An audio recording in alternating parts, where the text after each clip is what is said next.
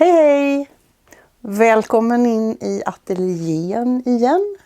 Idag tänkte jag bara sticka in med och komma med ett litet tips. Jag håller ju på och bygger skulpturer just nu. Och har fått för mig att jag ska göra lite olika typer av fåglar.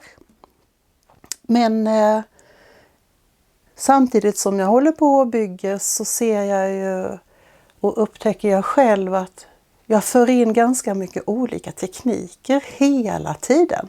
Och jag tänkte dela med mig av lite tips. Det jag ville visa idag, just som jag kände, var att det går att göra jättemycket roligt med stone art lera. Stone art lera, 50-50 ungefär på stone art och universalmedel. Här har jag valt brunt universalmedel. Och då får jag den här leran som är lite i den här, ja det blir samma färg som universalmedlet. Jag funderade länge på vad jag ska göra mer med kroppen. Och då har jag valt att kavla leran. Och när jag har kavlat leran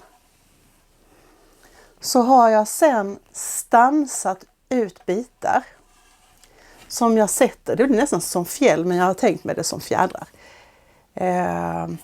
Har en storlek här på kroppen och kanske kan hitta någonting som jag kan stansa med som gör att det blir lite mindre, som jag kommer att jobba med upp över sen halsen och nacken, framförallt uppåt huvudet. Men vad gör jag då? Jo, jag gör så här. Jag kavlar min stone art lera, och det har jag film på hur man kavlar stone art lera. Finns också manual på det som du kan ladda hem och läsa hur man gör. Men när jag har kavlat min stone art lera, jag kavlar den mellan plast. Sen så stämplar jag ytan så jag får en struktur på leran.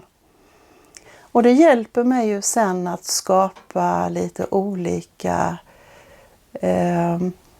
färgsättningar. Jag kan ju jobba med den som den är och torrborsta ytan. Och då får jag ett djup med hjälp av de stämplarna som jag har använt. Jag kan också spraya den här ytan sen medan den fortfarande är fuktig. Också med svart bister kanske. Så jag får ner det mörka i botten här. Och sen så kan jag ju då jobba med highlights och torrborsta.